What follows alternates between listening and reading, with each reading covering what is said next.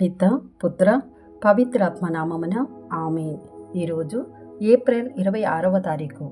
యోహాను సువార్త 10వ అధ్యాయము 1వ వచనము నుండి 10వ వచనం వరకు. నేను మీతో నిశ్చయముగా చెప్పుట ఏమనగా, గొర్రెల దొడ్డిలోనికి ద్వారమున ప్రవేశింపక వేరొక మార్గమున ఎక్కి వచ్చువాడు దొంగయు దోపిడికాడునై ఉన్నాడు.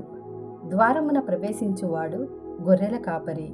కావలివాడు వానికి తలుపు తీయును. గొర్రెలు వాని స్వరమును వినును. అతడు తన గొర్రెలను పేరు పేరున పిలిచి బయటకు తోలుకొని పోవును.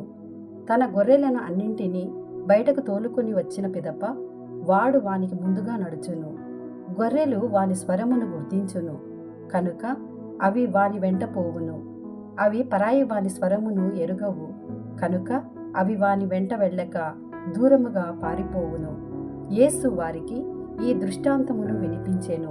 కాని ఆయన చెప్పుచున్నదేమో వారు గ్రహింపలేకపోయిరి.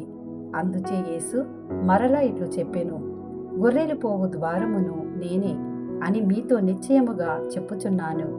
నాకు ముందుగా వచ్చిన వారందరూ దొంగలు, దోపిడిగాండ్లు. గొర్రెలు వారి స్వరమును ఆలకింపలేదు. నేనే ద్వారమును. ఎవడేని నా ద్వార ప్రవేశించిన ఎడల వాడు రక్షణ పొందును. అతడు వచ్చుచూ పోవుచూ ఉండును. వానికి మేత లభించును.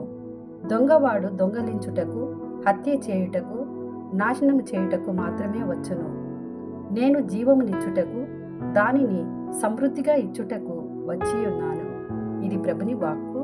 సర్వేశ్వరునికి వందనములు.